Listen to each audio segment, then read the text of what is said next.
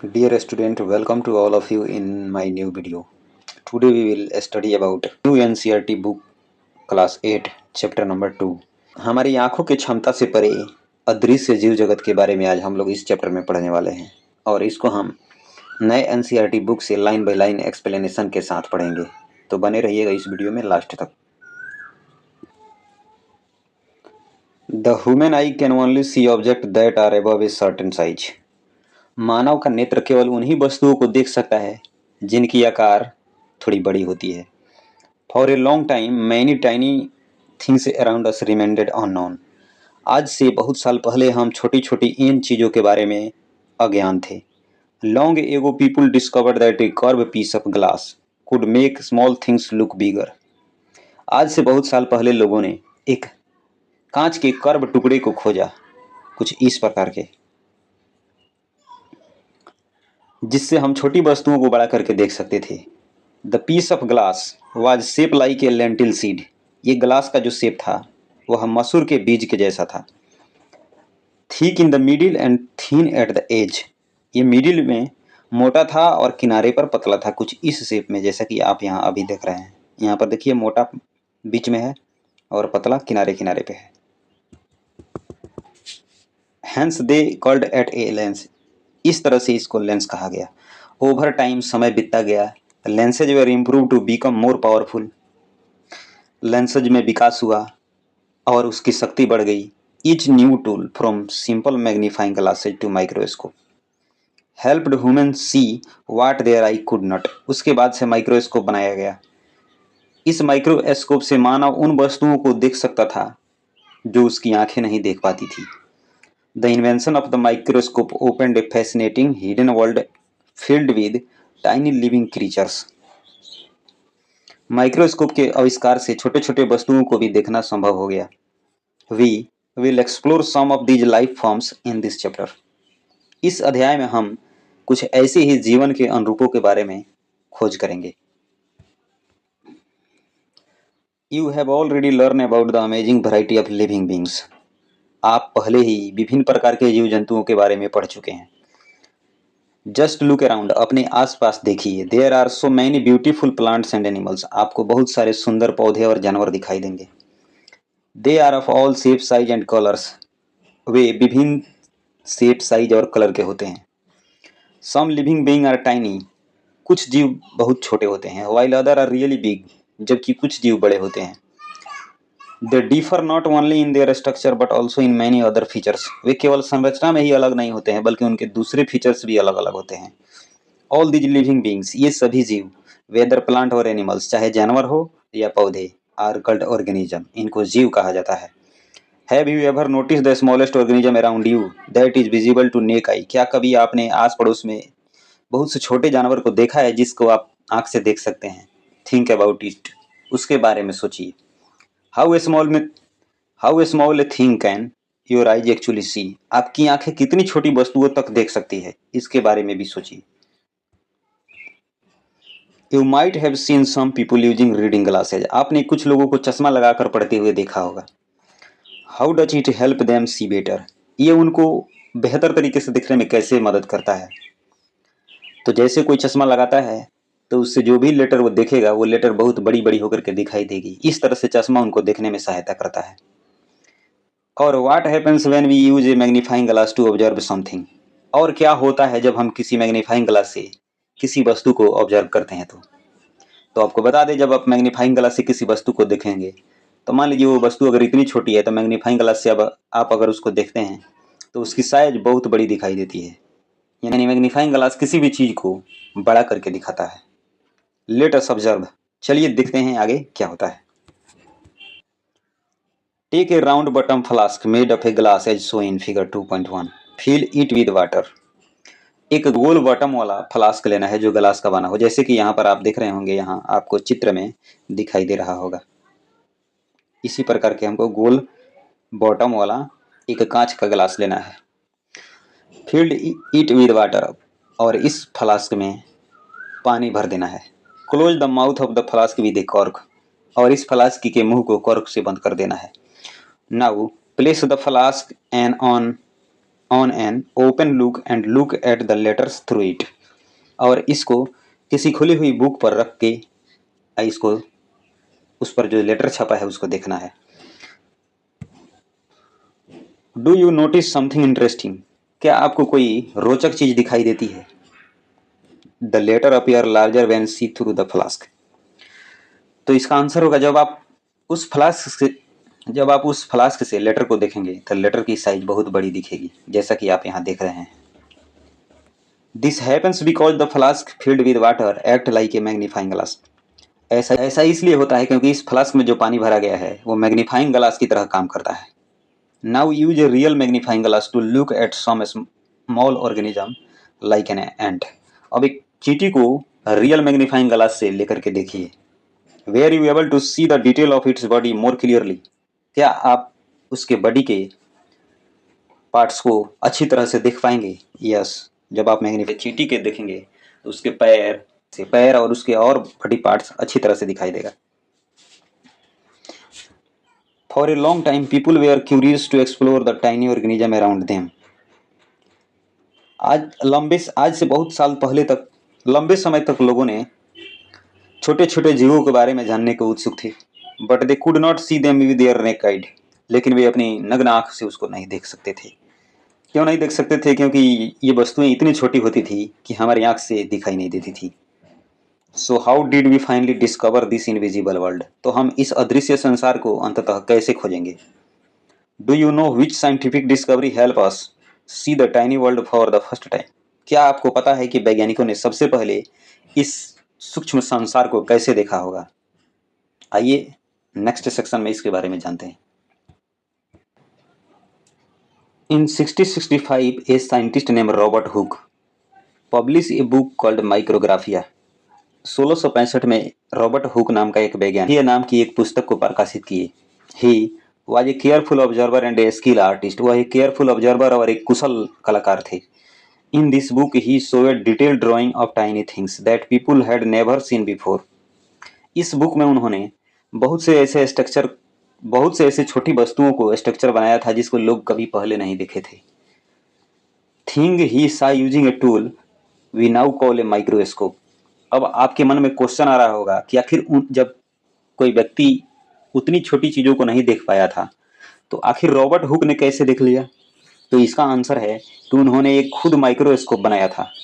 वो खुद का उन्हीं का बनाया हुआ माइक्रोस्कोप था। उसी माइक्रोस्कोप से उन्होंने इतनी छोटी छोटी वस्तुओं को देखा और उसके स्ट्रक्चर को अपने माइक्रोग्राफिया नाम की इस पुस्तक में ड्राइंग बनाई थी उसकी। His microscope made things look 200 to 300 bigger than what one could see with the unaided eye।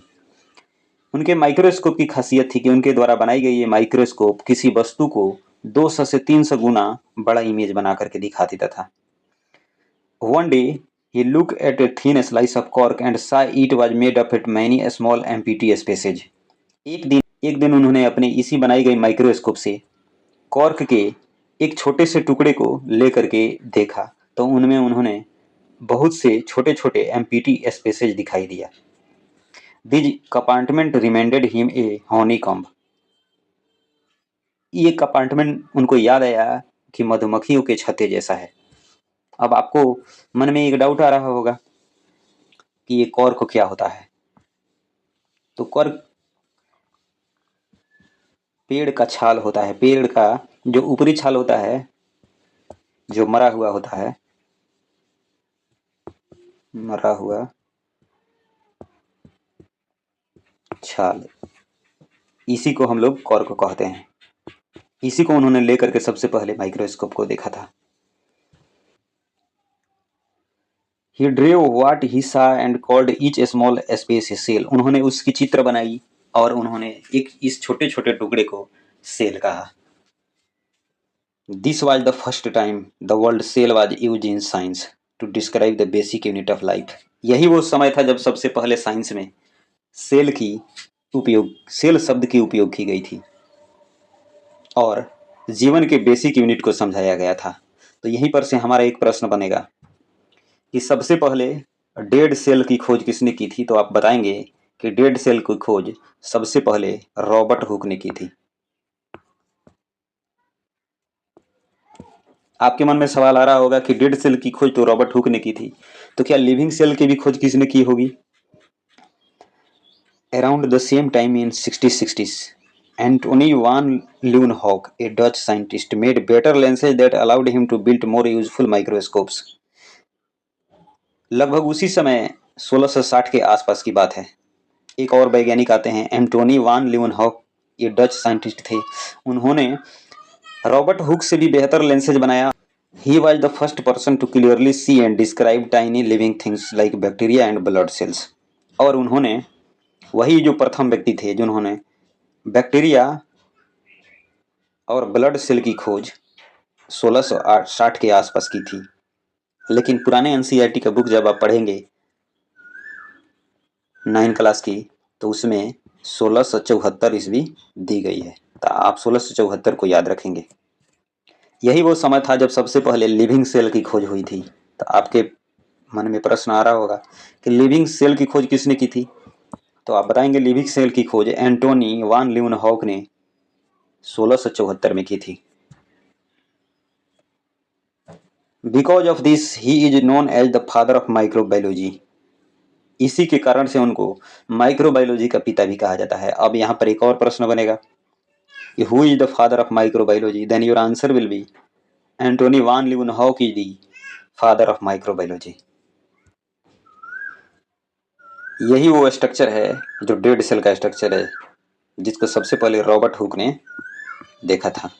दिख रहे होंगे आपकी इसमें मधुमक्खी के छत्ते जैसा ये बिल्कुल दिख रहा है, और इसमें ये जो छोटे छोटे छिद्र दिखाई दे रहे हैं, इसी को उन्होंने कंपार्टमेंट कहा था और इसी का नाम उन्होंने सेल दिया था। नेक्स्ट सेक्शन है जो what is a cell. All living beings are made up of cells. सभी जो जीव होते हैं सेल से बने होते हैं। You might wonder what cell actually look like. अब आपको आश्चर्य होगा कि ये आखिर दिखते कैसे हैं। Let us take a closer look at the basic structure of cell using a microscope. अब हम माइक्रोस्कोप का प्रयोग करके इस बेसिक स्ट्रक्चर को और नजदीक से देखने का कोशिश करेंगे। Now we have activity 2.2. Let us study a cell. Teacher demonstration activity. अब हम इस एक्टिविटी के द्वारा जानेंगे कोशिका के बारे में। कोशिका को अच्छी तरह से और हम पढ़ेंगे, और यह टीचर के देखरेख में होना चाहिए। Take an onion bulb from your kitchen or garden and wash it thoroughly with water. आप बगीचे से या आप अपने रसोई घर से एक प्याज को लीजिए और उसको पानी से अच्छी तरह से धो लीजिए। Cut the onion bulb vertically into pieces. Onion bulb को वर्टिकली रूप से टुकड़े टुकड़े काट लीजिए। Take one piece of onion and pull out the thin transparent layer from its inner surface with the help of forceps. आप इस टुकड़े में से जो उसका इनर सरफेस होता है और एक पतली सी उसमें से ट्रांसपेरेंट झिल्ली जैसी निकलती है, this layer is called the onion peel. इस झिल्ली को प्याज का छिलका कहते हैं। जैसे आप देख रहे हैं यहाँ पर प्याज है। जब प्याज की आकृति कुछ इस जैसी होती है, आप फिगर में भी देख रहे हैं, ये प्याज की जड़ होती है और प्याज के अंदर ऐसे बहुत सारे परत निकलते हैं। इसी में से जो सबसे ऊपरी परत होती है ना, वो लाल कलर की, वो डेड होती है, उसको आपको निकाल करके फेंक देना है।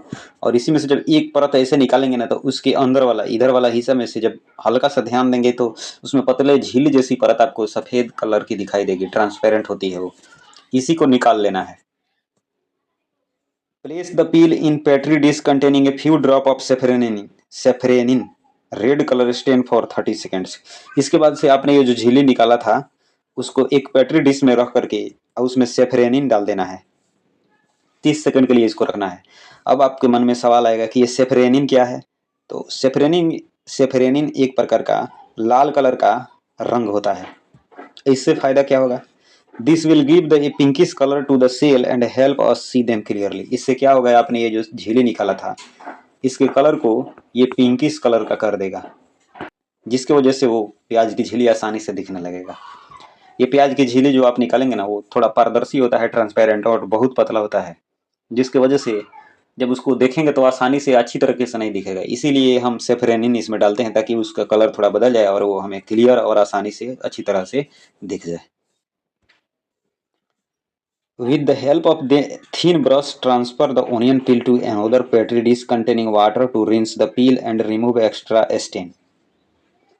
अब एक पतले ब्रश की सहायता से इस ओनियन पील को दूसरे पेट्री डिश में ट्रांसफर कर देना है जिसमें पानी हो, और पानी में डालने के बाद से ये धुल जाएगा। उसके बाद से धुलने के बाद से उसको निकाल करके ये प्याज के छिलके को उसमें से जो एक्स्ट्रा स्टेन होगा उसको निकाल लेंगे। ये कैसे निकालेंगे, आप उस पर कॉटन का कोई पैड रख देंगे या थोड़ा सा कॉटन लेकर के रख देंगे तो सारे पानी को सोख लेगा।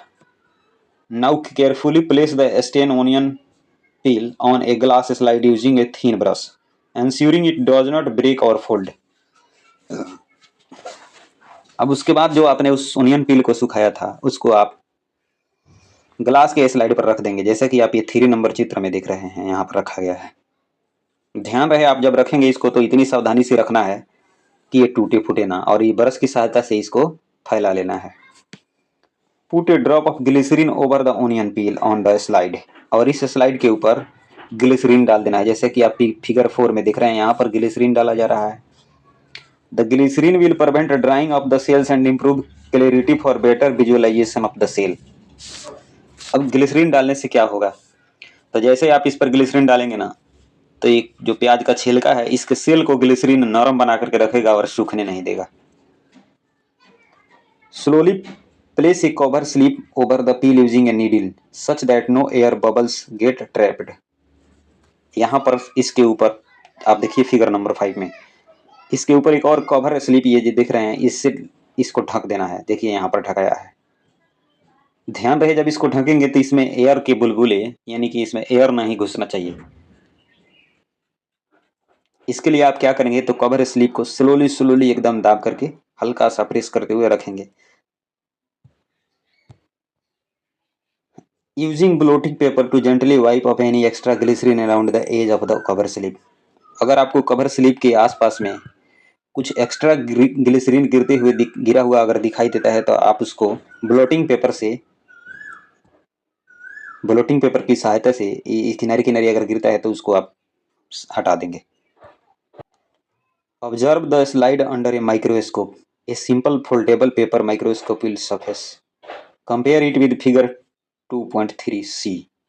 अब आप उसको माइक्रोस्कोप की सहायता से देखेंगे और फिगर 2.3c जो है उससे कंपेयर करेंगे कि क्या इसी के जैसा दिखता है या दूसरे तरह का दिखता है। ये है आपका ये फिगर नंबर सी। देखना है कि क्या उसमें माइक्रोस्कोप में जो फिगर दिख रही है इसी के जैसा है या कोई और तरीके का है। What similarity do you find in figure 2.3c and figure 2.3d? अब यहाँ पर आपको फिगर सी और फिगर डी में क्या सिमिलरिटी दिखाई देगी, तो आप देखेंगे कि इनमें दोनों में सिमिलरिटी यही है कि इस सेल के जो स्ट्रक्चर हैं ये दोनों रेक्टेंगुलर शेप में अरेंज हैं।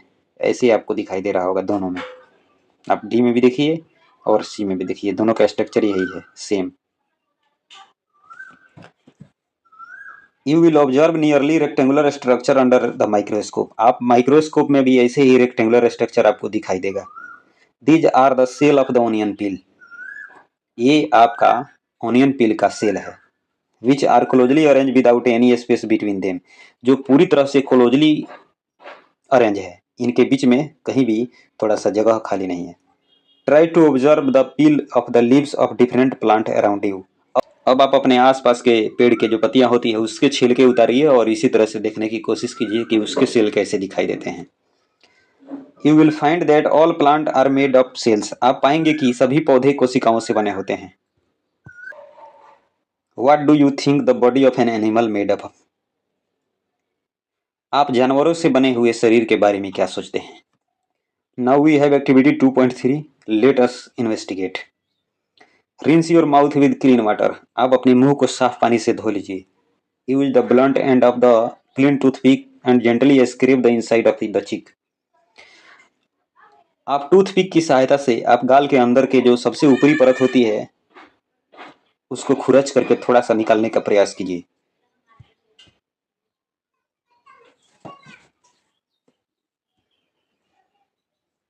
Place the scraped material in a drop of water and a clean glass. Slide and spread it eventually. Spread it evenly. जो आपने मटेरियल को खुरचा था उसको क्लीन ग्लास स्लाइड पर रखिए और उस पर एक बूंद पानी डालिए और उसको अच्छी तरह से फैला दीजिए। Add a drop of methylene blue, a blue coloured stain over the material on a slide. Slide पर जो आपने उस मटेरियल को रखा था उस पर मिथिलिन ब्लू रख दीजिए। उसकी एक ड्रॉप मिथिलिन ब्लू की एक ड्रॉप डालिए। मिथिलिन ब्लू एक प्रकार का ब्लू कलर का स्टेन होता है। Adding stain improve the visibility of the material under the microscope by increasing contrast. Contrast बढ़ने की वजह से जब आप ब्लू कलर की स्टेन रखेंगे तो उसका कंट्रास्ट बढ़ जाएगा, जिसकी वजह से जब माइक्रोस्कोप से उसको देखेंगे तो उसकी विजिबिलिटी अच्छी तरह से क्लियर दिखेगी। After 1 minute, add a drop of glycerin over the material on the slide to prevent the seal from drying. 1 minute के बाद उस मटेरियल पर आप ग्लिसरीन के एक बूंद डाल दीजिए। इससे क्या होगा, सेल सूखने से बचेगा। Now carefully place a clean cover slip on the material. अब उस मटेरियल पर आप कवर स्लिप रख दीजिए जिससे वो ढक जाए। And remove the excess glycerine from the edge of the cover slip using blotting paper. और जब आप कवर स्लिप को रखेंगे तो थोड़ा उसके आसपास ग्लिसरीन निकल जाएगा किनारे पे। तो इसके लिए आप क्या करेंगे, ब्लोटिंग पेपर की सहायता से कवर स्लिप के आसपास जो एक्स्ट्रा ग्लिसरीन है उसको सोख करके हटा लेंगे।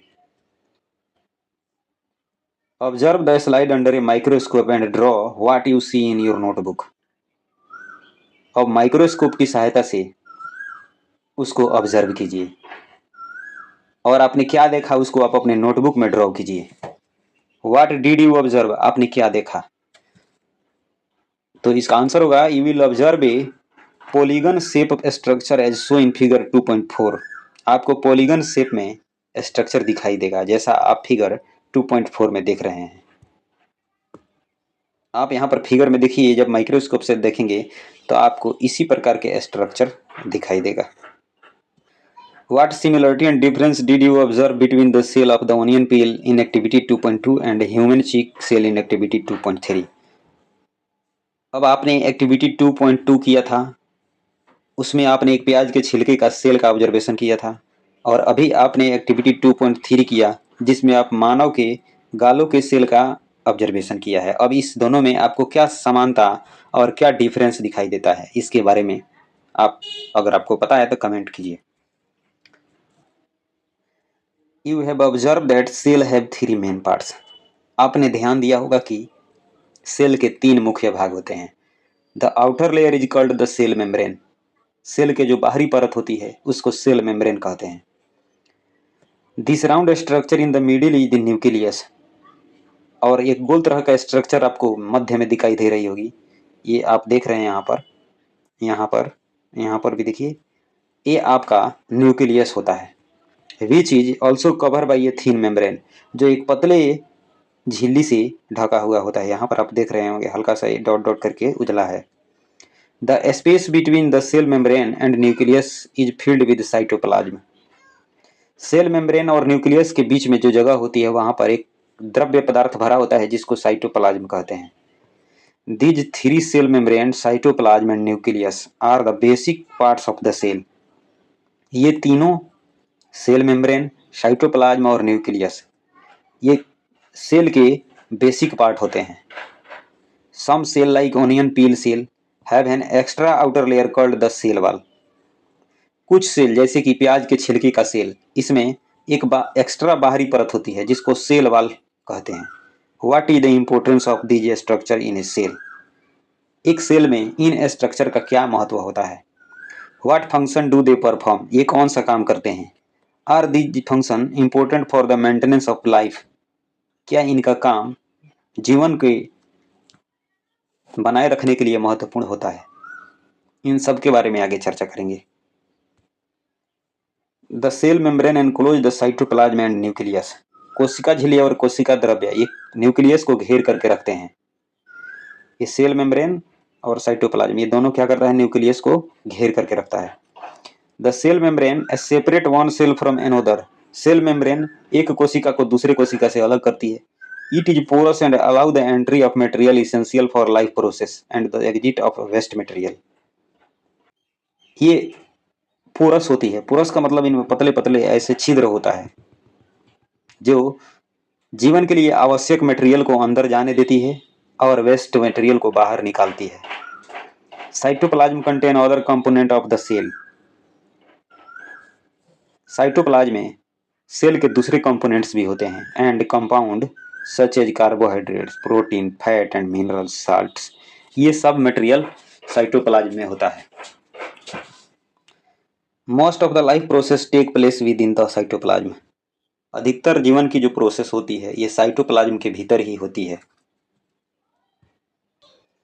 The nucleus regulate all activity that occur within the cell. Cell में होने वाले जितने तरह की क्रियाएं होती है ये सबको न्यूक्लियस रेगुलेट करता है। It also regulate growth. यह वृद्धि को भी रेगुलेट करता है। The cell wall in the plant cell provide rigidity and strength to plant. Cell wall का काम होता है यह पौधों के सेल में कठोरता और ताकत प्रदान करता है जिससे पौधे मजबूत रहते हैं। This is why all cell are arrange compactly with each other and look form in structure. कि सभी कोशिकाएं एक दूसरे से सघन रूप में व्यवस्थित होती है और उनकी संरचना। Cell in all part of a plant have tiny rod shape structure called plastid. पौधों के सभी भाग के सेल में एक छोटी छोटी छड़ जैसी संरचना होती है जिसे प्लास्टिड कहते हैं। देखिए आपको हम दिखा रहे हैं ये प्लास्टिड कहाँ होता है। आपको दो चित्र दिखाई दे रहा होगा, एक फिगर ए और एक figure B. Figure A animal का सेल का स्ट्रक्चर है और फिगर बी प्लांट के सेल का स्ट्रक्चर है। यहाँ पर आपको ये छोटे छोटे ग्रीन, ये हरे हरे कलर का स्ट्रक्चर रॉड जैसा आपको दिखाई दे रहा होगा, इसी को प्लास्टिड कहते हैं। Some plastid like chloroplast contain chlorophyll which makes them green and help in photosynthesis. कुछ प्लास्टिड जैसे क्लोरोप्लास्ट, इसमें क्लोरोफिल होता है। क्लोरोप्लास्ट के अंदर ही क्लोरोफिल होता है जो पत्तियों को ग्रीन करता है, उसको हरा रंग प्रदान करता है और फोटोसिंथेसिस में सहायता करता है। In non green parts they help in the storage of substance. और पौधों के जो भाग हरे नहीं होते हैं उनमें ये पदार्थों का स्टोरेज करने में सहायता करता है। Plant cell also have a large empty looking space called a vacuole. Plant cell में एक बड़े खाली संरचना होती है, खाली जगह जैसा संरचना होती है जिसे वैक्यूल कहते हैं। आप देखिए यहाँ पर आपको ये जो पीले कलर का ये खाली वाला भाग दिखाई दे रहा है, ये पीले कलर का ये खाली वाला भाग, इसी को हम वैक्यूल कहते हैं। देखिए यहाँ पर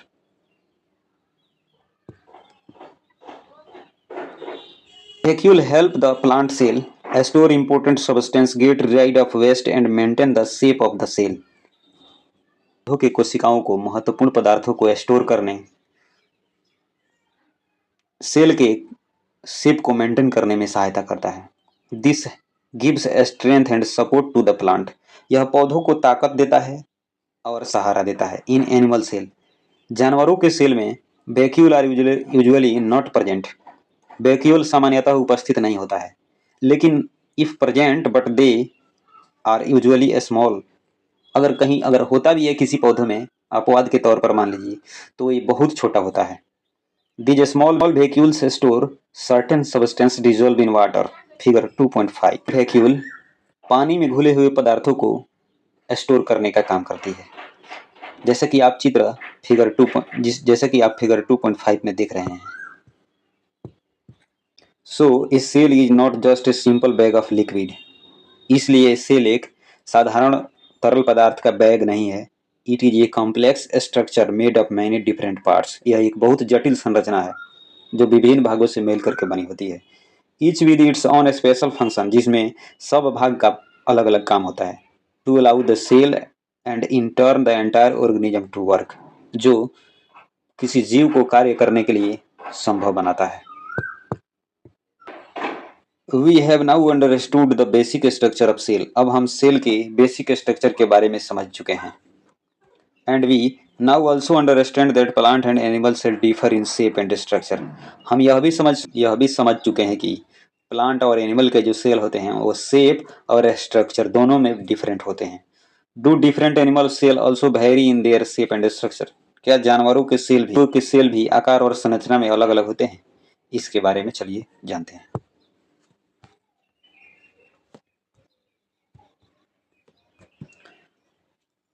variation in shape and structure of cell, कोशिकाओं के आकार और संरचना में भिन्नता। अब यही हमारा टॉपिक है, आइए पढ़ते हैं। The muscle cell and the nerve cell of human are shown in figure 2.6a and B. Figure 2.6a और बी में एक मनुष्य के मसल सेल और नर्व सेल को दिखाया गया है। ये मानव के मसल सेल का फिगर है। देखिए, ये मानव के नर्व सेल का स्ट्रक्चर है। What are the similarity and difference you see in them? इसमें आपको क्या अंतर और क्या समानता दिख रही है? A muscle cell is a shape like a spindle. आप देख रहे होंगे कि ये मसल सेल एक स्पिंडल जैसी संरचना में आपको दिखाई दे रही है यहाँ पे। While a nerve cell is very long and has branches. आप यहाँ पर देख रहे होंगे कि नर्व सेल एक लंबी और ब्रांच की तरह दिखाई दे रही है। Similarly some cell are round in shape. इसी तरह से कुछ सेल का आकार राउंड होता है। While other are long and thin, जबकि कुछ लंबे और पतले होते हैं। The number of cell also varies in different organism. विभिन्न जीवों में सेलों की संख्या भी अलग अलग होती है। Why do cell look so different from each other? एक दूसरे से इतनी अलग अलग क्यों दिखती है? Does the shape and structure of cell related to its function? क्या सेल का आकार और उसका स्ट्रक्चर का जो काम होता है वह एक दूसरे से रिलेटेड होते हैं? आइए जानते हैं।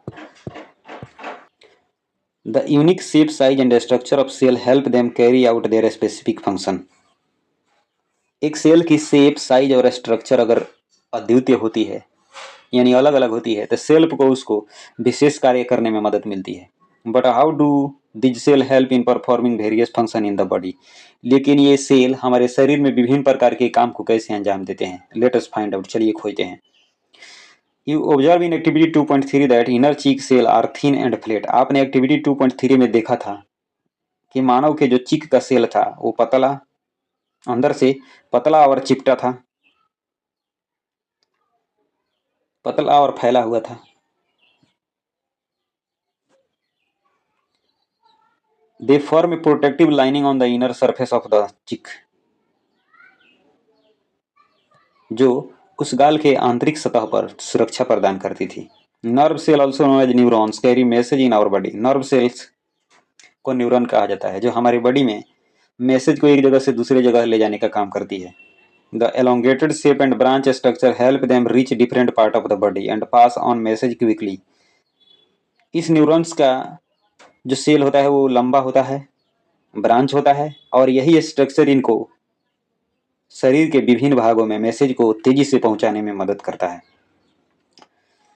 Similarly plant cell also show variations. उसी तरह पौधों के सेल में भी वेरिएशन पाई जाती है। इन प्लांट टू सेल में बी रेक्टेंगुलर, इलोंगेटेड, ओवल और इवन ट्यूब लाइक। पौधों में सेल का आकार रेक्टेंगुलर, लंबा, अंडाकार और ट्यूब लाइक होता है। Some plant cell form long tubes then that help carry water throughout the plant. कुछ पौधों के सेल लंबे नली जैसे होते हैं, जो पौधों में पानी ले जाने का काम करते हैं। You have already studied in the digestive system in grade 7। आप क्लास 7 में पाचन तंत्र के बारे में पढ़ चुके हैं। Different part of the digestive system are made of different type of cell. Digestive system के विभिन्न भाग विभिन्न प्रकार के सेल से बने होते हैं। A group of muscle cell are present in the food pipe. आपके जो फूड पाइप होता है उसमें मसल सेल ग्रुप में व्यवस्थित होते हैं। These cell contract and relax in wave like manner. इन सेल में कंट्रैक्शन और रिलैक्सेशन की गुण पाई जाती है। कंट्रैक्शन मीन्स होता है सिकुड़ना और रिलैक्स माने होता है फैलना। आपके फूड पाइप के ये जो सेल होते हैं ये फैलते और सिकुड़ते रहते हैं, जिसको पेरिस्टाल्सिस मूवमेंट भी कहा जाता है। Pushing the food down to the stomach. और इस पेरिस्टाल्सिस मूवमेंट की वजह से ही भोजन को ये आपके पेट में धकेल करके पहुंचाते हैं। This movement is possible because muscle cell are thin, flexible and spindle shape. ये गति इसलिए संभव होता है क्योंकि मसल सेल्स पतला, लचीला और स्पिंडल शेप में बनी होती है। The stomach also has different type of cell for performing different functions. पेट में भी विभिन्न प्रकार के सेल होते हैं जो आपको विभिन्न प्रकार के काम करते हैं। Muscle cell in the stomach well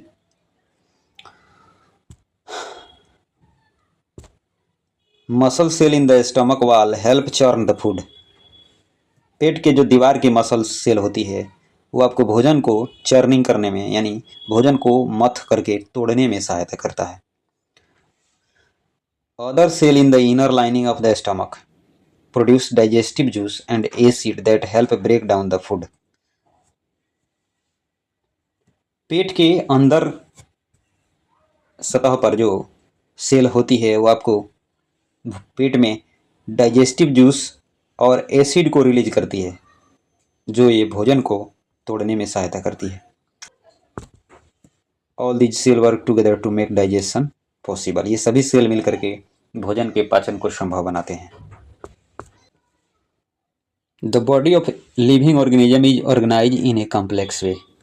सजीवों का शरीर कॉम्प्लेक्स रूप यानी बहुत जटिल रूप में गठित होता है। Cell is the basic unit of life.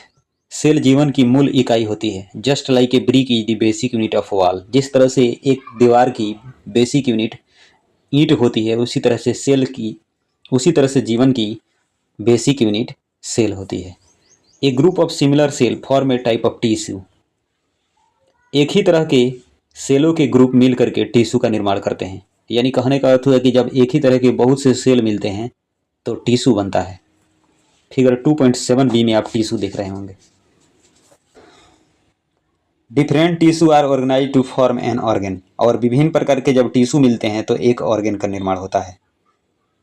आपके शरीर में बहुत सारे ऑर्गन होते होंगे। आपके शरीर में हैंड होता होगा, हैंड भी एक ऑर्गन है। आपके शरीर में आई होता होगा, वो भी एक प्रकार का ऑर्गन है। आपके शरीर में माउथ है, लंग्स है, हार्ट है, फूड पाइप है, स्टमक है, आपका लेग है, फिंगर से विभिन्न प्रकार के ऑर्गन ही कहलाते हैं। और ये सब भी विभिन्न प्रकार के टिश्यू के मिलने से बनते हैं। Several organs work together to form a organ system. और ये आपके जितने अंग का मैंने नाम लिया, ये सभी ऑर्गन्स मिल करके ऑर्गन सिस्टम का निर्माण करते हैं। आपके शरीर में कितने ऑर्गन सिस्टम है आपको पता है? अगर आपको पता है तो कमेंट कीजिए। आपके शरीर में बहुत सारे ऑर्गन सिस्टम है, जैसे skeletal system, digestive system, nervous system, respiratory system, reproductive system. इस तरह से आपके विभिन्न प्रकार के ऑर्गन सिस्टम होते हैं। That performing a major function of the body, जो आपके शरीर में मुख्य काम करते हैं। All the organ system together make up a complete organism. और ये सभी ऑर्गन सिस्टम मिल करके आपको एक जीव का निर्माण करते हैं। Like a plant or an animal, so the level of organism are, जैसे कोई पौधा या जानवर हो, इन सब में ये सिस्टम इसी तरह से अरेंज होते हैं। सबसे हमारे जीवन की जो बेसिक यूनिट होती है वो सेल कहलाती है। बहुत सारे सेल मिलते हैं तो टिश्यू का निर्माण होता है। बहुत सारे टिश्यू मिल करके एक ऑर्गन का निर्माण करते हैं। आपके शरीर में बहुत से ऑर्गन होंगे, जैसा अभी आप देख रहे हैं। यहाँ पर हम सेल के बारे में थोड़ा सा चर्चा कर लेते हैं। सेल से लेकर के एक ऑर्गेनिज्म बनने तक के बारे में हम यहाँ थोड़ा सा चर्चा करेंगे। The smallest structural and functional unit of an organism is called cell. यहाँ पर आप देख रहे होंगे कि जो सेल होता है यह जीवन की सबसे स्मॉलेस्ट यूनिट होती है। इसी से किसी जीव का निर्माण होता है। बहुत सारे जब सेल मिलते हैं तो उससे एक टिश्यू बनता है। यहाँ पर देख रहे हैं टिश्यू क्या है? एक group of similar cell that perform a specific function. ये एक प्रकार के सिमिलर सेल का ग्रुप होता है जो विशेष प्रकार के काम को करता है। और ऐसे बहुत सारे टिश्यू मिलते हैं तो एक ऑर्गन का निर्माण होता है। एक ग्रुप ऑफ डिफरेंट टिश्यू, ये डिफरेंट टिश्यू का ही ग्रुप होता है। That work together to perform complex task, जो एक साथ मिल करके कई जटिल कामों को अंजाम देता है। अब आपके शरीर में बहुत सारे ऑर्गन्स होते होंगे, brain, heart, lungs, stomach, liver, kidney, small intestine, large intestine, skin, spleen, pancreas. ये सभी जो आप देख रहे हैं ये सब आपके ऑर्गन्स हैं। ये सभी जब ऑर्गन्स मिलते हैं ना, तो यही सभी ऑर्गन्स मिल करके एक ऑर्गन सिस्टम बनाते हैं। आपके शरीर में भी बहुत सारे ऑर्गन सिस्टम होते हैं, लेकिन सबसे पहले जान लीजिए ये ऑर्गन सिस्टम्स क्या होता है। तो इसका डेफिनेशन आप इस प्रकार देंगे: a group of organs that work together to perform a major bodily functions. Organ system organ के ही ग्रुप होते हैं। हमारे शरीर में विभिन्न प्रकार के ऑर्गन सिस्टम होते हैं, जैसे digestive system, nervous system, skeletal system, reproductive system, muscular system, lymphatic system, endocrine system, excretory system, respiratory system, circulatory system, और भी बहुत सारे सिस्टम होते हैं। और ये सभी ऑर्गन सिस्टम मिल करके एक हमारे जीव का निर्माण करते हैं। तो यहाँ पर हम एक ऑर्गेनिज्म का डेफिनेशन इस प्रकार से देंगे: the combination of all organ system forming a complete being is called organism.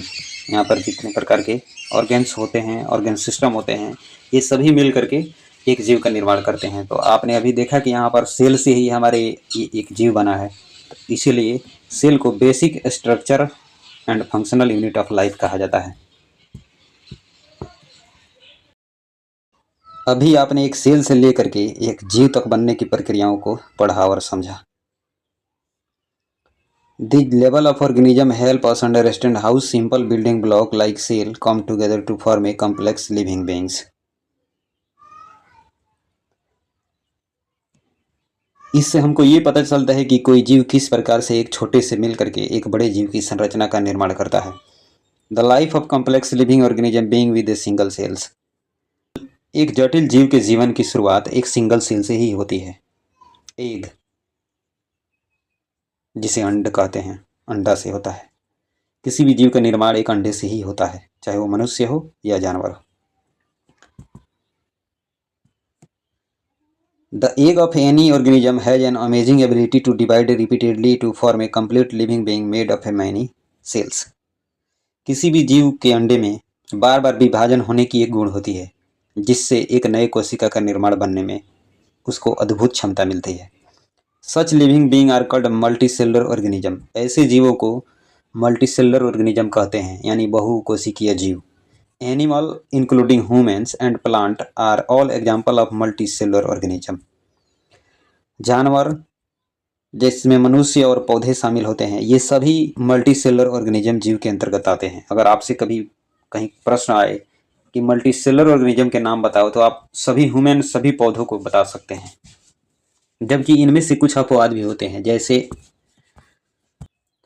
The yellow part of an egg of an ostrich egg is single cell. एक शुतुरमुर्ग के अंडे का जो पीला वाला भाग होता है, वो एक सिंगल सेल से बना होता है। The largest known cell in the living world. इस जीवित संसार में सबसे बड़ा अगर कोई सेल है तो वो है शुतुरमुर्ग के अंडे का सेल। इस जीवित संसार में सबसे बड़ा सेल यही होता है। Measuring about 130 mm to 170 mm in diameter, जिसका माप 130 mm से लेकर 170 mm का होता है, जिसके डायमीटर की माप 130 से 170 mm की होती है। The egg contains extra non cellular material. अंडे में एक अतिरिक्त नॉन सेलुलर मटेरियल भी होता है।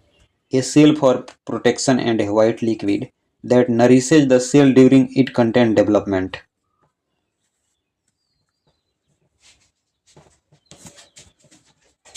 जो सुरक्षा के लिए खोल और एक सफ़ेद तरल इसके अंदर होता है, जो उस अंडे को निरंतर विकास के समय पोषण प्रदान करता है। Now we have what are micro organism. अब हमारे पास है सूक्ष्मजीव क्या है। Some living organism are made of just one or few cells. कुछ जीवित जीव जो होते हैं वो एक या बहुत ही कम कोशिकाओं से बने होते हैं। They are so small that they can not be seen with the naked eyed. वे इतने छोटे होते हैं कि उनको हम अपनी नग्न आँखों से नहीं देख सकते हैं। These are called micro organism. ऐसे जीवों को सूक्ष्म जीव कहते हैं, micro organism. Some micro organism like bacteria and amoeba are made of just one cells. कुछ सूक्ष्म जीव जैसे बैक्टीरिया और अमीबा ये एक सेल से बने होते हैं, इसलिए ऐसे जीवों को यूनिसेलुलर ऑर्गेनिज्म कहते हैं। Other like some fungi and algae have many cells, जबकि दूसरे जीव जैसे कि फंगी, एल्जा, ये कई सेलों से बने होते हैं, इसलिए ऐसे जीवों को मल्टी सेलुलर ऑर्गेनिज्म कहते हैं। They are found in all around us, ये हमारे चारों तरफ पाए जाते हैं। इन वाटर, पानी में, सॉइल में, एयर में, and even inside our body, और यहाँ तक कि हमारे शरीर में भी ये जंतु पाए जाते हैं। But what do their cell look like, लेकिन इनका सेल कैसा दिखता है?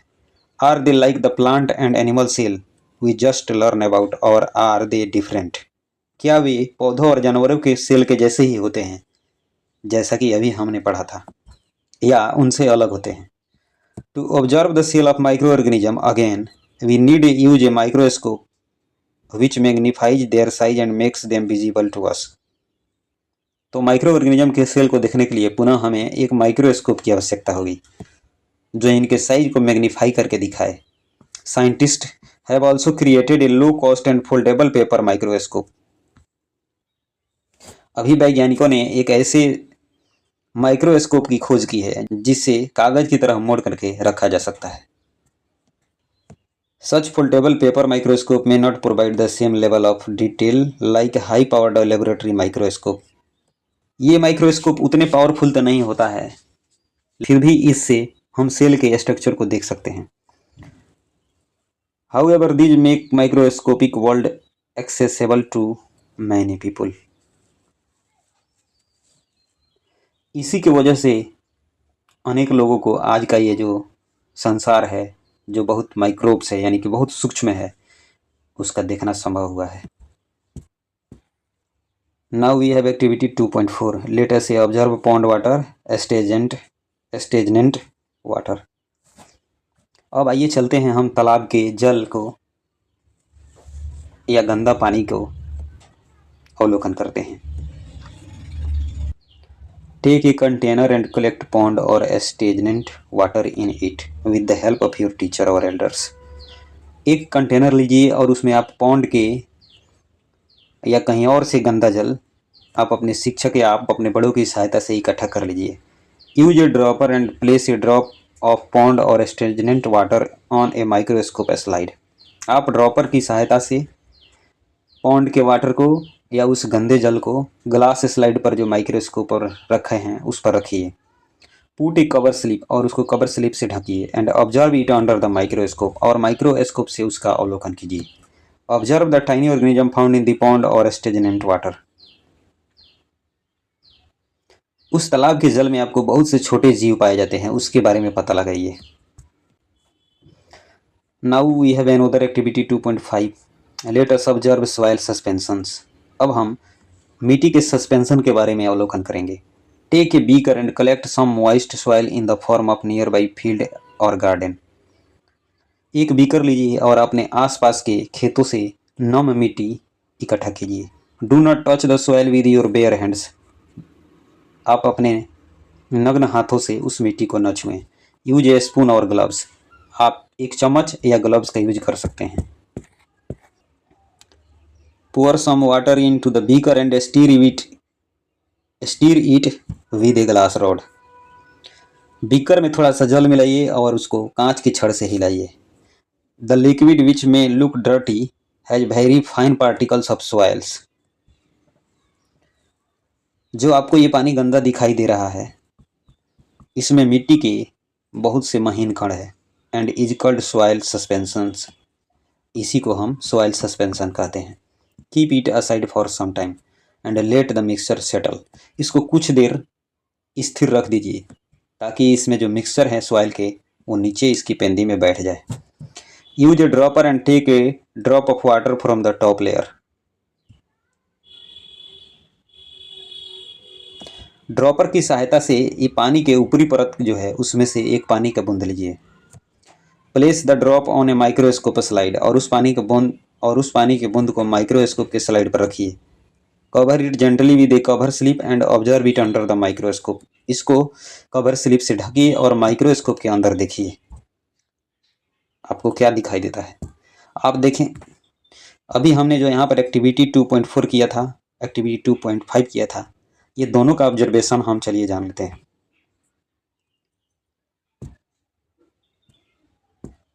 इन दोनों एक्टिविटी में you may observe a small moving organism similar to those you saw in activity 2.4। आप एक्टिविटी 2.4 में जो देखा था उसी तरह के छोटे छोटे जीव इसमें दिखाई देंगे। This indicate that even soil suspension contain a variety of tiny creatures that can not be see with the unaided eye. यह इससे हमको ये पता चलता है कि सॉइल सस्पेंशन में भी ये बहुत छोटे छोटे जीवों के प्रकार होते हैं जिसको हम अपनी नग्न आंखों से नहीं देख सकते हैं। The tiny creatures that can not be seen with the necked I R called micro organism. यही छोटे छोटे जीव जिसको हम अपनी नग्न आंखों से नहीं देख सकते हैं इसे माइक्रो ऑर्गेनिज्म कहते हैं। Micro means very small. Micro का मतलब होता है बहुत छोटा। ऑर्गेनिज्म मीन्स लिविंग बींग्स और ऑर्गेनिज्म का मतलब होता है कोई जीव। इसको हम माइक्रोब्स भी कहते हैं। आप इसको माइक्रो ऑर्गेनिज्म कहिए या माइक्रोब्स कहिए। Now we have another activity 2.6. Let us study. A group of students studying in grade 8 performed activity 2.4 and 2.5. कक्षा 8 में पढ़ने वाले छात्रों ने ये दोनों एक्टिविटी को किया। They also collected information from the laboratory and internet. इसके बारे में उन्होंने पुस्तकालय से और इंटरनेट से जानकारी इकट्ठा की। They recorded the data obtained after observing pond water in table 2.1 and data obtained after observing soil suspension in table 2.2. और उन्होंने अपने डेटा को जो पॉन्ड के वाटर में देखा था और जो सॉइल सस्पेंशन में देखा था, इन दोनों डेटा को टेबल 2.1 और टेबल 2.2 में रिकॉर्ड किया। They identified the microorganism as protozoa, alga, fungi and bacteria.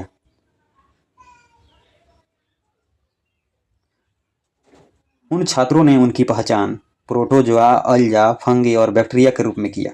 You can also conduct the same activity. आप भी इसी तरह के सेम एक्टिविटी कीजिए and record if you find any of the category और ऑर्गेनिज्म। अगर आपको इसी प्रकार के जीव मिलते हैं तो उसको आप नोट कीजिए। अभी हमने यहाँ पर जो एक्टिविटी किया था उसके आधार पर यहाँ पर कुछ ऑब्जर्वेशन दिए गए हैं। ये table 2.1 organism present in pond water.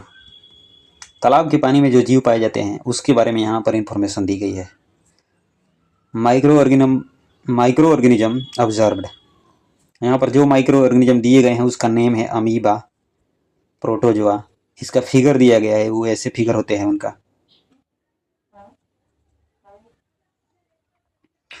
और वहाँ पर डाटा जो रिकॉर्ड की गई है वो दी गई है। उसके सेल का स्ट्रक्चर सिंगल सेल के होते हैं ये जीव, मुंह घूमते हुए, और इनका शेप इरेगुलर होता है। दूसरा जो जीव देखा गया था वो पैरामीशियम था। इसको प्रोटोजोआ भी कहते हैं। इनका भी सेल सिंगल था और ये भी एक जगह से दूसरे जगह घूमते हुए दिखाई दिए। इनमें ये जो मूवमेंट होता है take place with the help of specialised structures. इनमें जो स्पेशल प्रकार की स्ट्रक्चर होती है इसी की वजह से इनमें मूवमेंट देखी जाती है। यहाँ पर एक और जीव एल्जा दिखा था जिसका स्ट्रक्चर कुछ इस प्रकार से था। ये भी सिंगल सेल वाला जीव था। Look green because of the presence of green pigment. ये हरा दिख रहा था क्योंकि इसमें एक हरे वर्णक क्योंकि इसमें एक ग्रीन पिगमेंट पाया जाता है। Movement take place with the help of specialised structures. इसमें भी विभिन्न स्ट्रक्चर होने की वजह से मूवमेंट देखी जाती है। यही ऑब्जर्वेशन हमको उस पॉन्ड वाटर में दिखा गया था। यही organism present in soil suspension. Soil suspension में जो जीव हमको दिखाई दिए थे उनका नाम यहाँ पर दिया गया है। ब्रेड मोल्ड दिखाई दिया था, उसका स्ट्रक्चर इस प्रकार था। Branch filament without chlorophyll having sick like structures.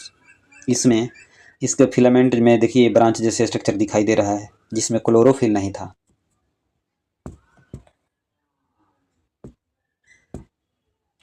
Mould दिखाई दिया था, मोल्ड दिखा था जिसको फंगी भी कहते हैं। इनका स्ट्रक्चर कुछ इस प्रकार से था। Branch filament without chlorophyll having brush like structure. इसमें भी ब्रांच जैसे स्ट्रक्चर थे। ऊपर देखिए ब्रश जैसे स्ट्रक्चर दिखाई दे रहा है और इनमें भी क्लोरोफिल नहीं था। अल्जा दिखाई दिया था, इसका स्ट्रक्चर कुछ इस प्रकार से था। स्फेरिकल शेप में था। परसेंस ऑफ क्लोरोफिल, इसमें क्लोरोफिल उपस्थित था। क्लोरोफिल एक प्रकार का ग्रीन पिगमेंट होता है। इसके अलावा बैक्टीरिया भी दिखाई दिया था। बैक्टीरिया का स्ट्रक्चर कुछ इस प्रकार से था। ये भी स्फेरिकल शेप में था, कॉमा, स्पाइरल, रॉड शेप, इतने तरह के शेप में ये दिखाई दिया था। ये देख रहे हैं आप, इसका स्ट्रक्चर कॉमा जैसा है, ये स्फेरिकल शेप में है, ये स्पाइरल शेप में है, और ये रॉड जैसा स्ट्रक्चर है। इतने तरह के बैक्टीरिया देखने को मिला था सॉइल सस्पेंशन में। One long hair like structure and many small hair like projection around the cell. Cell के चारों ओर हेयर लाइक स्ट्रक्चर इसमें पाए जाते हैं।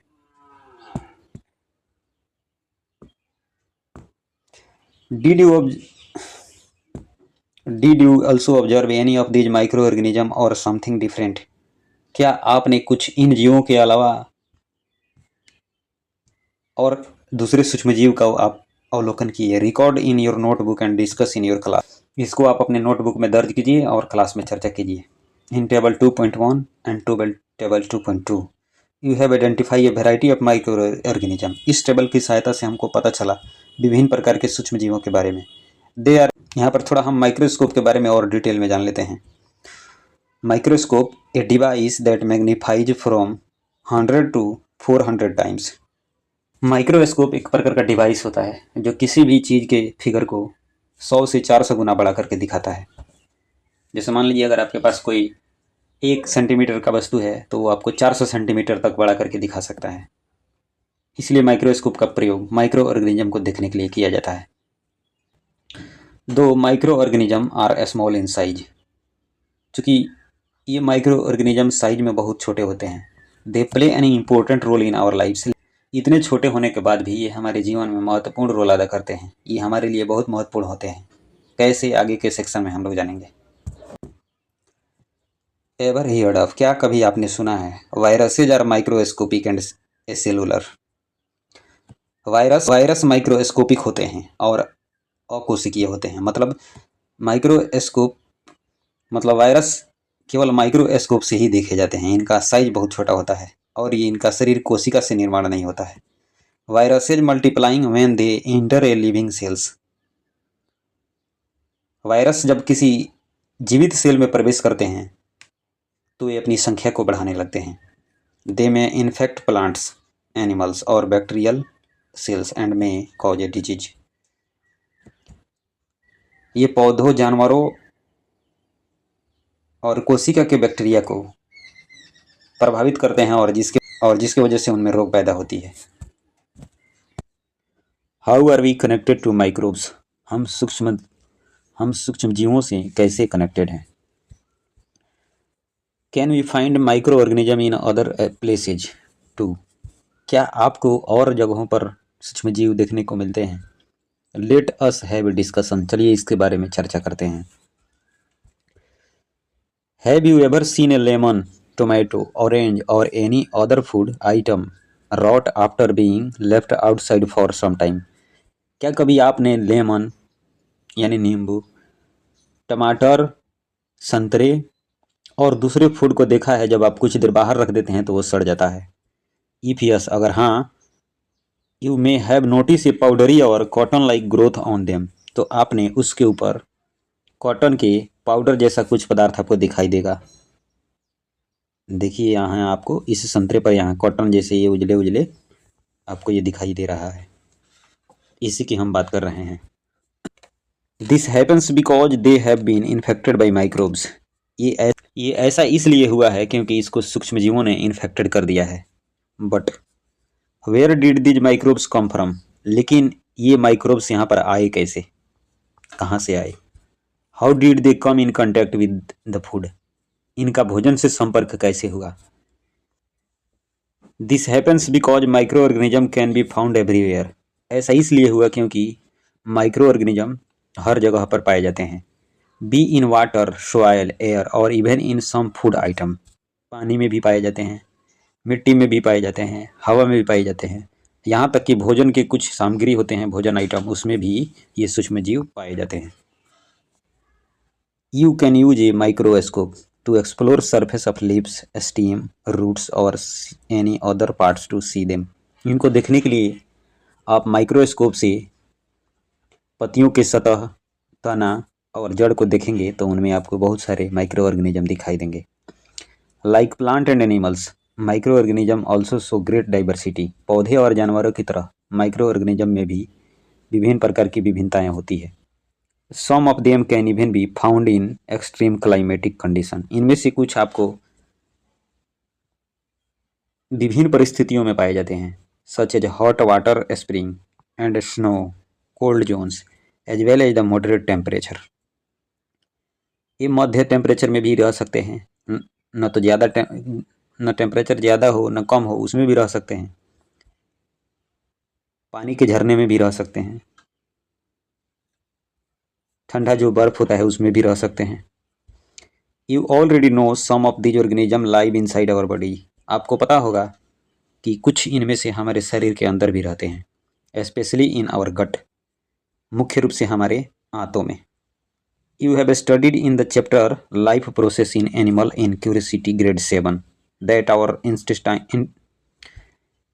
intestine has many bacteria that help in digestion. अब क्लास 7 की क्यूरियोसिटी बुक में chapter life process in animal में आपने पढ़ा होगा कि बहुत से ऐसे बैक्टीरिया होते हैं जो हमारी आंतों में पाचन में मदद करते हैं। Like plant and animals, microorganisms vary in shape, size and structure. पौधे और जानवरों की तरह सूक्ष्मजीव शेप, साइज और स्ट्रक्चर में अलग अलग होते हैं। Table 2.1 and 2.2 you would have observe micro organism of different shapes. आप इन दोनों टेबल में आपने देखा था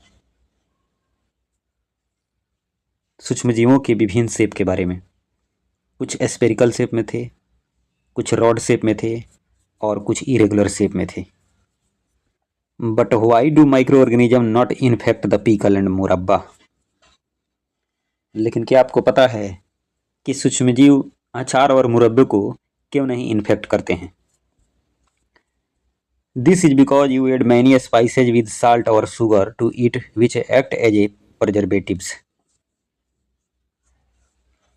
ऐसा इसलिए होता है, आपके अचार और मुरब्बा को सूक्ष्मजीव इसलिए संक्रमित नहीं करते हैं, प्रभावित नहीं करते हैं, क्योंकि जब अचार और मुरब्बा को बनाया जाता है तो उसमें बहुत सारे प्रिजर्वेटिव्स जैसे शुगर, साल्ट मिलाया जाता है।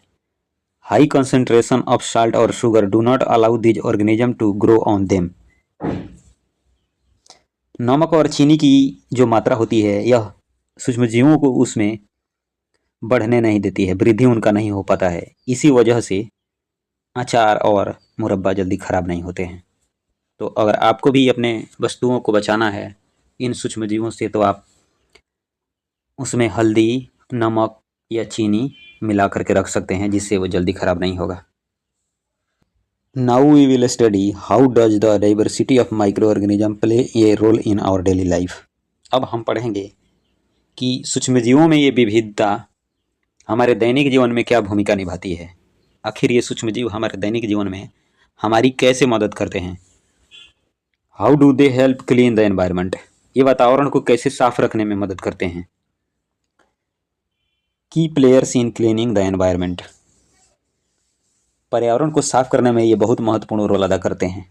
Late us attempt to understand this by doing an activity.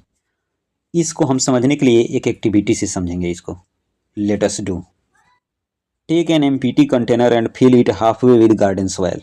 एक खाली कंटेनर लीजिए और उसमें आधा गार्डन का सॉइल भर दीजिए। Add some fruit and vegetable peel to the container. Thereafter put a layer of soil on it and leave it aside. उसमें कुछ फलों और सब्जियों के छिलके को रखिए और उसके ऊपर से एक मिट्टी की लेयर बिछा करके उसको ढक दीजिए और इसको छोड़ देना है कुछ देर के लिए, कुछ दिनों के लिए। After 2 to 3 week observe the changes that have taken place. 2 से 3 सप्ताह के बाद ऑब्जर्वेशन कीजिए कि क्या उसमें कोई परिवर्तन हुआ है। Do you observe any difference in the content of the container. क्या आपको कंटेनर में कोई अंतर ऑब्जर्वेशन हुआ। Yes of course. You may find that peel of fruit and vegetables have turned into dark colour material. आपने देखा होगा कि सब्जियों और फलों के छिलके एक गहरे रंग के पदार्थ में बदल गए होंगे। This is manner. इसे खाद कहते हैं। Which is rich in nutrients and help increase the fertility of the soil, जो पोषक तत्वों से भरपूर होते हैं और यह मिट्टी के उपजाऊ शक्ति को बढ़ाते हैं। But how did the peel of fruit and vegetables turn into manner, लेकिन सब्जियों के छिलके और फल ये खाद में कैसे बदल गए। इन एक्टिविटी 2.6 यू सा that soil contain various kind of micro organism. Activity 2.6 में आपने देखा कि मिट्टी में बहुत से प्रकार के सूक्ष्मजीव होते हैं। Some of these micro organism like fungi and bacteria, उनमें से कुछ सूक्ष्मजीव हैं फंगी और बैक्टीरिया, ये सब मिट्टी में मौजूद होते हैं। Act on the plant waste and slowly break in it down into simpler nutrients rich manner. ये फंगी और बैक्टीरिया इन प्लांट वेस्ट को धीरे धीरे ब्रेक करके उसको कॉम्प्लेक्स से सिंपलर सबस्टेंस में बदल देते हैं, जो खाद होता है और उसमें पोषक तत्व भरपूर होते हैं। You may have been seen gardener in your school or in a field near your houses collecting dry leaves and plant waste and putting them into pits. आपने अपने स्कूल में या आप अपने घर के आसपास खेतों में आपने गार्डनर को देखा होगा, वे अपने आसपास की सूखी पत्तियों को, प्लांट वेस्ट को इकट्ठा करके एक गड्ढे में दबा देते हैं। Do you understand why they do see, क्या आप समझते हैं कि वे ऐसा क्यों करते हैं। It is to make natural manure, वे प्राकृतिक खाद बनाने के लिए ऐसा करते हैं। जब वे इन चीज़ों को, पेड़ की सूखी पत्तियों को, प्लांट वेस्ट को इकट्ठा करके गड्ढा में दबा देंगे तो कुछ दिनों के बाद से उसमें माइक्रो ऑर्गेनिज्म जा करके उसको सड़ा गला करके उसको खाद में बदल देंगे और उस खाद का वो गार्डनर अपने खेतों में यूज कर सकता है। ऑर्गेनिज्म एंड फूड, सूक्ष्मजीव और भोजन। Let us try to understand by performing activity in the kitchen. सूक्ष्मजीव हमारे किचन में कैसे मदद करते हैं इसके बारे में आप जानेंगे। Activity 2.8 let us perform. Take out bowl A and B, दो कटोरा लीजिए ए और B. In each take 200 gram of flour, आटा और मैदा and 8 a pinch of sugar. इन दोनों प्लेट में आप 200 ग्राम आटा लीजिए या मैदा लीजिए और इसमें एक चुटकी चीनी डाल दीजिए।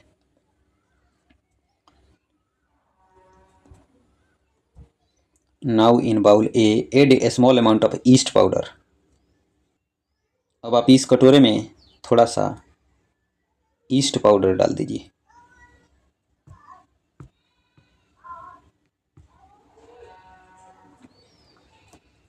And mixed it with the flour, और उसमें अच्छी तरह से आटा में मिला दीजिए। In bowl B do not add any yeast, और बी में कोई भी ईस्ट नहीं डालना है। So that we can compare the result of the two bowls. इसके बाद से हम इन दोनों कटोरे के रिजल्ट को कंपेयर करेंगे। Knead the flour of the two bowl with warm water to make soft dough. इन दोनों कटोरा को गुनगुने पानी से गूंथ करके आटा को नरम करके तैयार कर लीजिए। Cover the dough with a damp cloth and keep it in a warm place. आटे को एक गीले कपड़े से ढक करके गर्म स्थान पर रख दीजिए। Observe both the bowl after 4 to 5 hours, और इनको 4 से 5 घंटे के बाद देखिए।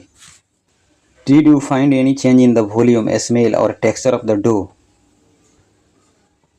क्या आपने जो आटा गूंथ करके रखा था वो आपको बढ़ा हुआ उसका वॉल्यूम दिखाई दे रहा है। क्या उसकी गंध में कोई परिवर्तन हो रही है या उसकी बनावट में कोई परिवर्तन हो रही है।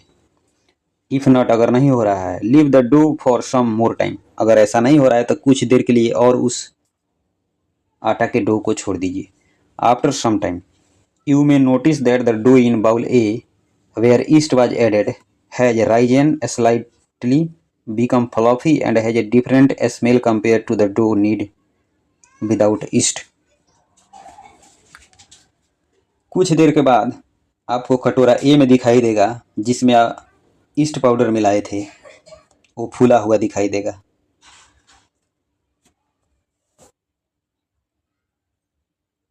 और उसका गंध भी बाउल बी से अलग होगा।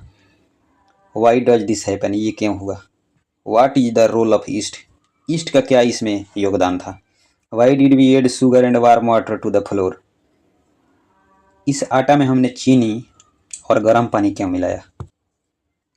East is a type of micro organism, yeast भी एक प्रकार का सूक्ष्म जीव होता है। It belongs to a group of micro organism called fungi, और यह फंगी फैमिली का सदस्य होता है।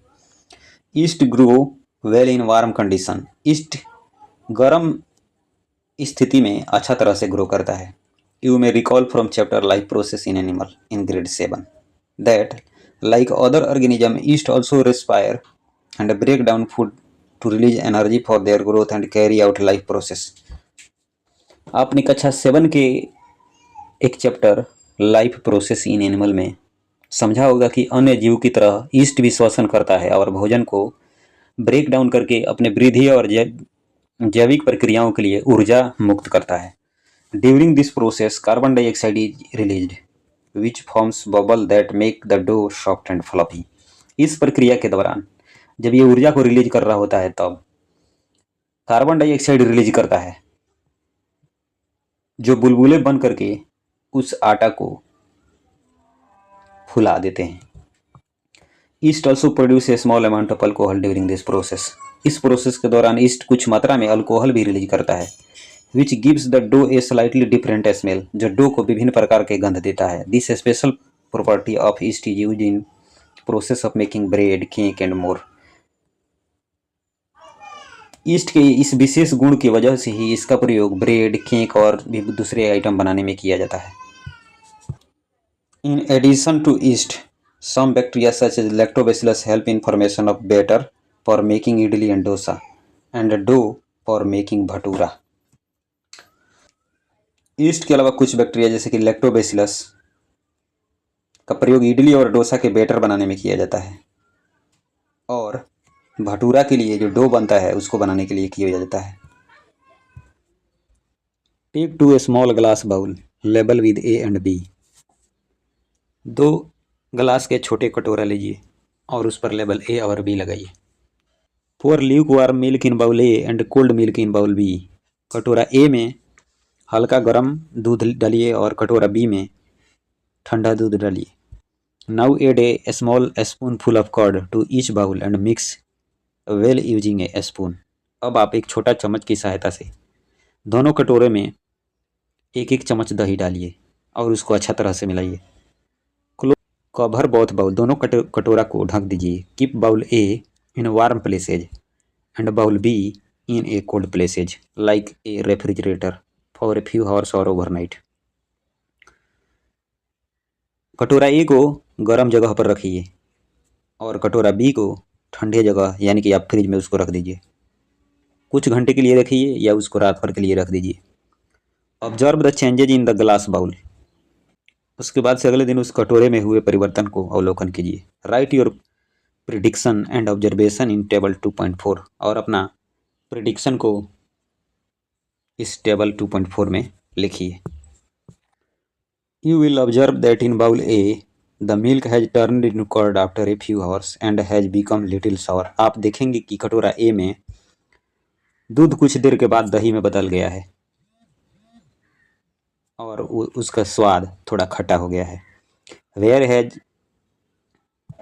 Whereas in bowl B, the milk has not curdled, but it might be a little sour.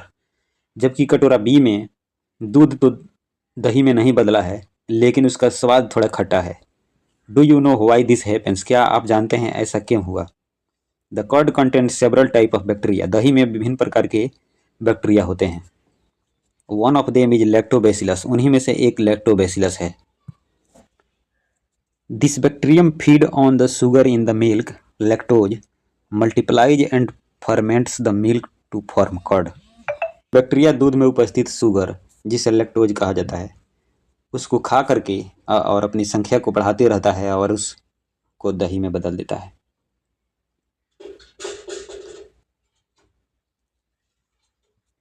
Instead of producing alcohol like yeast, these bacteria produce lactic acid, which make curd sour. ये जीवाणु क्या करता है? Alcohol का भी निर्माण करता है जो लैक्टिक एसिड होता है और उसी की वजह से दही का स्वाद थोड़ा खट्टा भी हो जाता है। These bacteria grow well in warm condition. ये बैक्टीरिया गर्म जलवायु में अपना वृद्धि तेजी से करते हैं। That is why curd is formed in bowl A but not in bowl B. इसी कारण से बाउल ए में दही जम गया और बाउल बी में नहीं जमा। बाउल बी जो था उसको ठंडे जगह पर रखा गया था, तो ठंडे वातावरण में बैक्टीरिया का ग्रोथ अच्छा से नहीं होता है, जिसकी वजह से कटोरा बी में दूध दही में नहीं बदला। जबकि कटोरा ए को गर्म जगह पर रखा गया था और गर्म जलवायु में बैक्टीरिया का ग्रोथ अच्छा तरीके से होता है, इसी की वजह से बाउल ए में दूध दही में बदल गया। We can categorise the micro organism into different categories such as protozoa, fungi, bacteria, some alga and more. हम इन सूक्ष्मजीवों को विभिन्न कैटेगरी में रख सकते हैं, जैसे प्रोटोजोआ, फंगी, बैक्टीरिया, एल्गा और भी बहुत सारे होते हैं। Some bacteria such as rhizobium form the swollen region called nodules and live in them as shown in figure. कुछ जीवाणु जैसे कि राइजोबियम जीवाणु ये पौधे के फूले हुए भाग में होते हैं, जैसा कि चित्र में दिखाया गया है। देखिए यहाँ पर देखिए ये एक पौधा है और ये पौधों की जड़ों में ये जहाँ जहाँ फूला हुआ भाग दिखाई दे रहा है, ये जितने हैं सब इसी में राइजोबियम बैक्टीरिया रहता है। Root of certain legumes such as beans, peas and lentil have root nodules that contain rhizobium bacteria. कुछ फलीदार पौधे जैसे कि सेम, मटर, लेंटिल, इनकी जड़ों में ये राइजोबियम बैक्टीरिया होते हैं। This bacteria trap nitrogen from the air and make it useful for the plants. ये बैक्टीरिया हवा में से नाइट्रोजन को कैच करते हैं और उसको प्लांट के लिए उपयोगी बनाते हैं। This help plant grow better without chemical fertilisers. ये पौधों को बिना रासायनिक खाद के अच्छी तरह से ग्रोथ कराते हैं। That is why farmer grow legumes in rotation with other crops. यही कारण है कि किसान एक फसल उगाने के बाद से कोई अपने खेतों में कोई फलीदार पौधे जरूर लगाते हैं। ऐसा करने से राइजोबियम जो बैक्टीरिया होते हैं वो एनवायरनमेंट में एयर से नाइट्रोजन को फिक्स करके मिट्टी में उसकी उपजाऊ शक्ति को बढ़ाते हैं और पुनः दोबारा दूसरा फसल लगाने पर फसल अच्छी तरह से होता है। This naturally increase the nitrogen in the soil and keep it healthy for the next crop. ऐसा करने से मिट्टी में अगले फसल जो लगाया जाता है उसका ग्रोथ अच्छी तरह से होता है। Microalgae are microscopic plant-like organisms that live in water, soil, air and even on trees. माइक्रोएल्जा एक माइक्रोस्कोपिक प्लांट होता है, मतलब जिसे आप केवल माइक्रोस्कोप से ही देख सकते हैं, बहुत छोटा होता है। ये भी पानी में, मिट्टी में, हवा में और यहाँ तक कि पेड़ों पर रहता है। They make their on food using sunlight. ये अपना भोजन सूर्य के प्रकाश की ऊर्जा करके बनाता है। While doing this, this also release oxygen and produce more than half of the Earth's oxygen supply. जब यह प्रकाश संश्लेषण की क्रिया करता है तो ऐसा करते समय ये ऑक्सीजन भी मुक्त करता है, मतलब ऑक्सीजन रिलीज करता है और पृथ्वी की कुल ऑक्सीजन की आपूर्ति का आधे से अधिक भाग यही उत्पन्न करता है।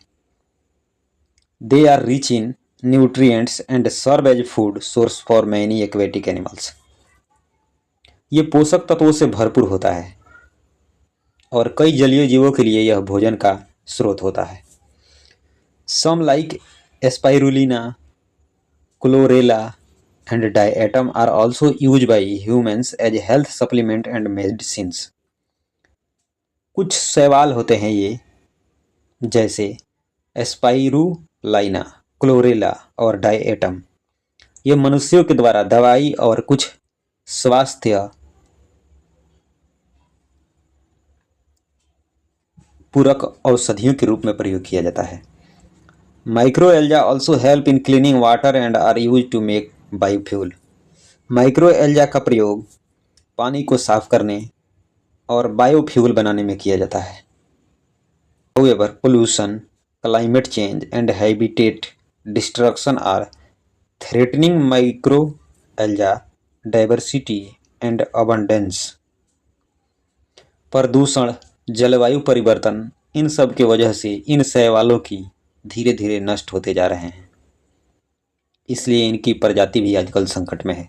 It is important to conserve these tiny organisms to protect the environment and maintain oxygen balance on the earth. अतः पर्यावरण की रक्षा और पृथ्वी पर ऑक्सीजन की पूर्ति को बनाए रखने के लिए इन जीवों की भी रक्षा जरूरी है। यहाँ पर हम एक शैवाल के बारे में चर्चा करेंगे जिसको एस्पाइरुलिना कहते हैं। Spirulina a microalga is called a super food because of its health benefit. स्वास्थ्य लाभ की वजह से एस्पाइरुलिना को सुपर फूड कहा जाता है। Spirulina is also a good source of vitamin B12। Spirulina vitamin B12 का एक अच्छा स्रोत होता है। Which is essential for our body, जो हमारे शरीर के लिए आवश्यक होता है। It is rich in protein, यह प्रोटीन से प्रचुर मात्रा में भरा होता है। More than 60% of its body weight and only a small amount of fat and sugar. इसके शरीर का जितना भी वजन होता है उसका 60% इसमें प्रोटीन होता है और बाकी 40% में फैट और शुगर होता है। सोचिए ये हमारे लिए कितना उपयोगी है। यही है वो एस्पाइरुलिना शैवाल जो आप यहाँ पर फिगर में देख रहे हैं। Nowadays farming of spirulina is becoming a feasible livelihood opportunity. वर्तमान समय में इस एस्पाइरुलिना की खेती आजीविका का एक साधन बन गया है। You can grow spirulina easily by following this step. आप भी घर पर एस्पाइरुलिना उगा सकते हैं। कैसे? इन स्टेप को अगर आप पालन करते हैं, इन सभी स्टेप का, तो आप घर पर ही एस्पाइरुलिना उगा सकते हैं। Step 1, set A clear glass tank in a bright place away from direct sunlight. एक स्वच्छ कांच की टंकी को सीधी धूप जहाँ नहीं पड़ती हो वहाँ पर रखना है, लेकिन लाइट वहाँ जाता हो, डायरेक्ट धूप नहीं जाता हो। यही है हमारा वो tank. Cover the tank with a shade net और keep the tank at a place with moderate temperature condition. इस टैंक को एक जाली से ढक देना है और इसको ऐसे जगह पर रखना है जहाँ पर टेम्परेचर मॉडरेट हो, मतलब जहाँ न तो ज़्यादा टेम्परेचर हो और ना ही कम टेम्परेचर हो, मीडियम टेम्परेचर होना चाहिए। Step 3, fill the tank with pond water, और तालाब के पानी से इस टैंक को भर दीजिए। Step 4, add living spirulina collect from a pond, और आप पॉन्ड से जीवित एस्पाइरुलिना को लाइए और इस टैंक में डाल दीजिए। Step 5, stir the growing spirulina twice a week. अब इस एस्पाइरुलिना को हफ्ता में 2 बार कम से कम हिला दीजिए। आफ्टर 3 to 6 वीक्स, 3 से 6 सप्ताह के बाद एस्पाइरुलिना में be harvested from the tank by filtering it through a fine cloth. अब 3 से 6 सप्ताह के बाद एक महीन कपड़े से, जिससे छाना जा सके, उससे इसको छान लेना है ताकि पानी अलग हो जाए और एस्पाइरुलिना अलग हो जाए। Conservation of microalga is a good practice for ensuring food security and livelihood development. खाद्य सुरक्षा और आजीविका विकास सुनिश्चित करने के लिए इन सूक्ष्म शैवालों का संरक्षण एक अच्छा विधि है। अगर इस तरह आप करते हैं तो आप एस्पाइरुलिना की खेती कर सकते हैं और 3 से 6 सप्ताह के बाद से उसको आप हार्वेस्ट भी कर सकते हैं। तो इतने कम समय में ये हेल्थ बेनिफिट के लिए बहुत फायदेमंद हार्वेस्टिंग है। Why is cell considered to be a basic unit of life. कोशिका को जीवन की मूल इकाई क्यों माना जाता है? The body of all living organism are made of tiny building blocks called cells. सभी जीवों का शरीर एक छोटे बिल्डिंग ब्लॉक से बना है जिसे सेल कहा जाता है।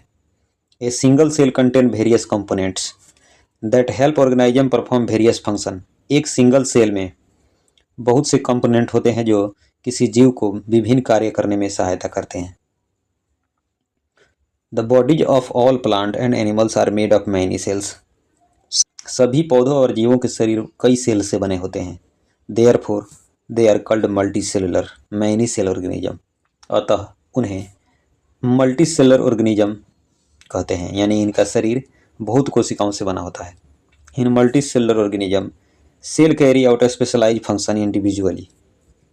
मल्टी सेलर ऑर्गेनिज्म में सेल व्यक्तिगत रूप से विशेष कार्य करता है, but also cooperate with each other to increase the channels but also cooperate with each other to increase the chance of survival. परंतु उत्तरजीविता को संभावना बढ़ाने के लिए एक दूसरे से ये सेल सहयोग भी करती रहती है आपस में। Some microorganisms such as bacteria and protozoa are made up just one cells. कुछ सूक्ष्मजीव जैसे बैक्टीरिया, प्रोटोजोआ ये एक सेल से बने होते हैं। These are called unicellular single cell. इसलिए इन जीवों को यूनिसेलुलर ऑर्गेनिज्म यानी एक कोशिक जीव कहते हैं। इनका शरीर सिंगल सेल से बना होता है। They carry out all the function necessary for their survival in a single cell.